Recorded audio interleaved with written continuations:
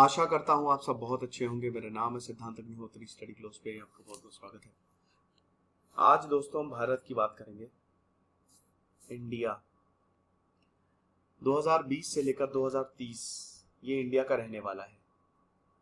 देखिए, इसमें हम इंडिया की बात करेंगे लेकिन अमेरिका के कंटेक्स्ट में। अमेरिका की हालत इस समय बहुत बुरी है, आपको पता है।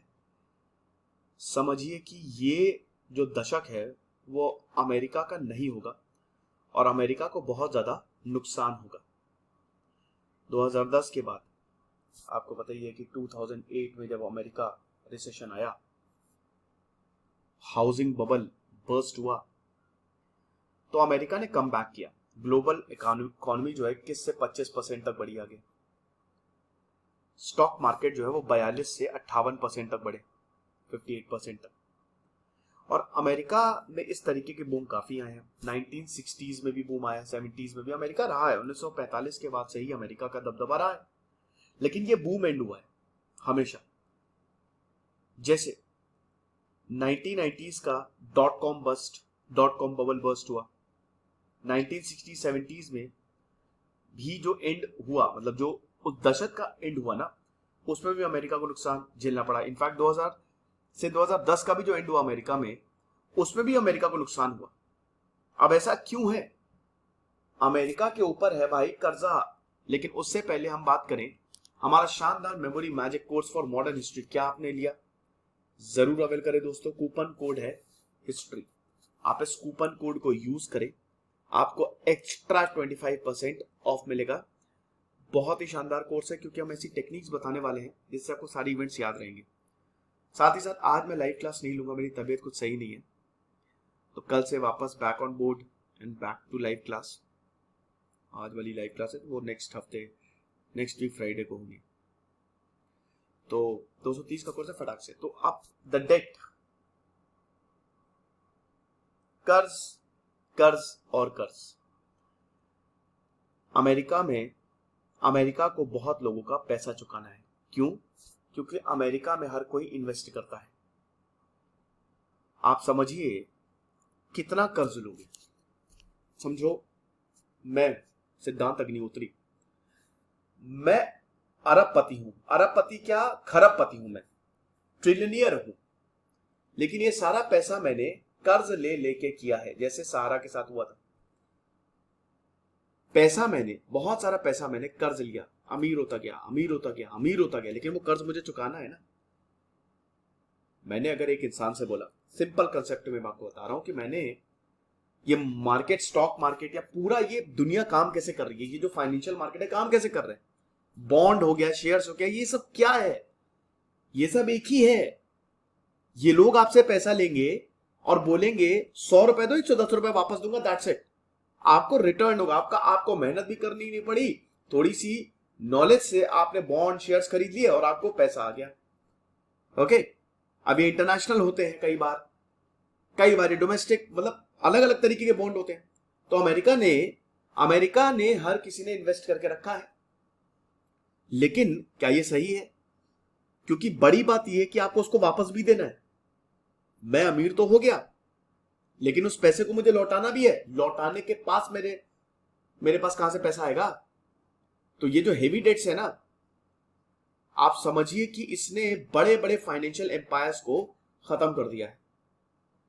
वॉशिंगटन ने बहुत बड़ा स्टिमुलस पैकेज दिया था, है ना, कोरोना वायरस में।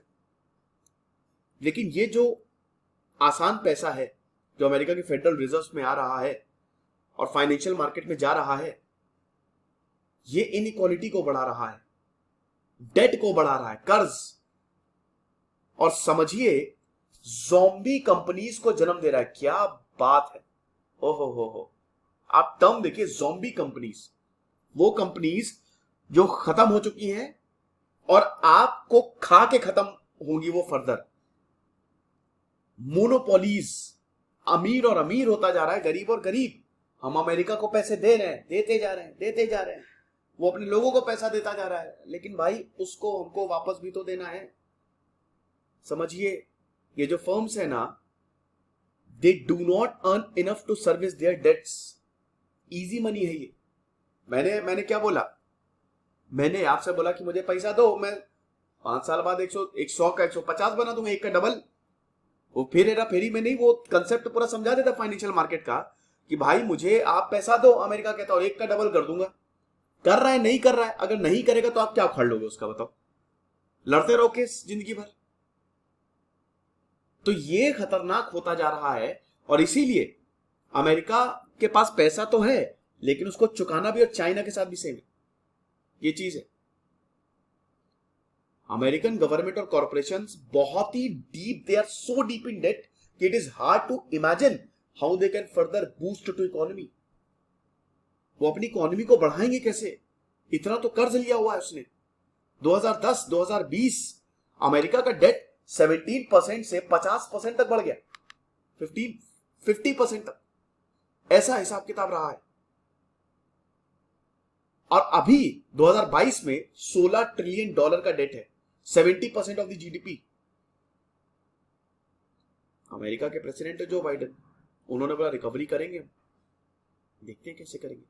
चाइना का भी यही हाल है, चाइना भी बहुत तेजी से आगे बढ़ रहा है अगर हम ग्लोबल जीडीपी उसके शेयर की बात करें। लेकिन चाइना, यूरोप, जापान जो उसका राइजिंग शेयर है ना, इनके एक्सपेंस पे आ रहा है, और इनकी भी ह्यूज डेट प्रॉब्लम है। ठीक है, ये चीज है। अब चाइना और अमेरिका को आप छोड़िए, भारत बहुत तेजी से आगे उभर रहा, भारत उभर रहा है। आपको पता है भारत, इंडिया, ये छोटे छोटे देश, Vietnam, Thailand, Bangladesh, these are emerging economies, नए विनर्स सामने आ रहे हैं। ये दशक भारत का होने वाला है। ब्राजील, रशिया भी बहुत तेजी से आगे बढ़ रहा है। रशिया की मांग ज्यादा है और डॉलर पे रशिया डिपेंडेंट भी नहीं है, और ब्राजील भी एक बहुत बड़े मार्केट के रूप में, इनफैक्ट पूरा साउथ अमेरिका एक अच्छे मार्केट के रूप में उभर रहा है। इन्वेस्टमेंट अब यहां आ रहा है, जहां प्रॉफिट जाएगा वहीं तो इन्वेस्ट करेंगे। सिंपल सा फंडा है, समझ रहे हो? तो अमेरिका, जैसे अगर भारत की बात करें तो भारत का जो आईटी सेक्टर है वो बहुत तेजी से आगे बढ़ रहा है। क्यों आगे बढ़ रहा है? देखिए, ये जो अभी अगर आप किसी कंपनी में इंटरव्यू देने जा रहे हैं, से अगर आप मान लीजिए कि आप माइक्रोसॉफ्ट में इंटरव्यू दे रहे हैं, आप अमेजॉन में इंटरव्यू, तो मन भर के पैसा मांगिए। अगर आपका 14 लाख का पैकेज, आप 18 लाख का मांगिए, मैं दावे के साथ कह रहा हूं आपको 18 लाख भी मिल जाएंगे। ऐसा पता है क्यों है? क्योंकि आप भूल जाइए ये ऑफलाइन और ये जो ऑफिस वाला कल्चर था ना, ये खत्म हो रहा है, ये खत्म हो जाएगा। कोविड ने हमको ये बता दिया है कि घर बैठे भी बहुत बढ़िया काम हो सकता है, और हर कंपनी उसको खत्म करना चाहेगी। जैसे मैं हूं, मैं ऑफिस बनाऊंगा, लोग आएंगे, बहुत खर्चा है, घर पे भी उतना ही काम हो रहा है, आप घर पे भी मेरा काम करके दे रहे हो, तो मैं बोलूंगा भाई मैं क्यों अपना खर्चा बढ़ाऊं।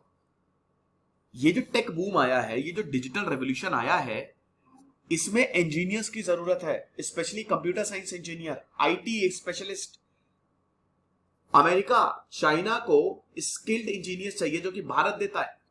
तो भारत के इंजीनियर्स की मांग बहुत ज्यादा है, काम बहुत है, बहुत ज्यादा है, लेकिन स्किल्ड इंजीनियर्स नहीं। इनफैक्ट अगर आपको थोड़ा बहुत कम भी आता है लेकिन कंप्यूटर के बारे में नॉलेज है तो भी आपको जॉब मिल जाएगी।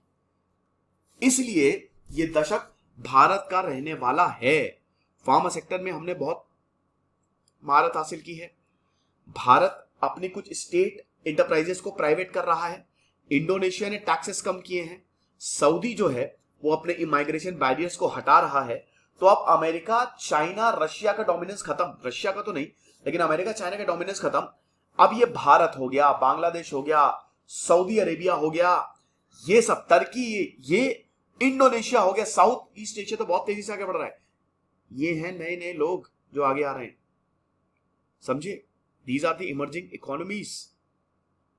डिजिटल रेवेन्यू तगड़े से, भारत बहुत सारी नई टेक्नोलॉजी कंपनी का घर बन गया है, क्योंकि भारत में एप्पल ने एक, मान लीजिए एप्पल ने अपना यहाँ पे सब किया, ट्विटर ने किया, गूगल ने किया, तो उनको पता है कि हमको कम पैसे में बढ़िया टैलेंट मिलेगा। भारत ये कर रहा है, ठीक है? मैन पावर भारत की लगातार बढ़ रही है, स्किलिंग भी बढ़ रही है। तो इसीलिए आने वाला दशक भारत का होगा।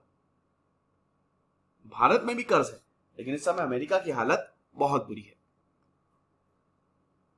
ये टाइम्स ऑफ इंडिया का एडिटोरियल था, बहुत ही शानदार एडिटोरियल टाइम्स ऑफ इंडिया में आते हैं, तो मुझे लगा ये आपको बताना चाहिए। खुश रहिए, पढ़ते रहिए। दिस इज सिद्धांत अग्निहोत्री साइनिंग ऑफ।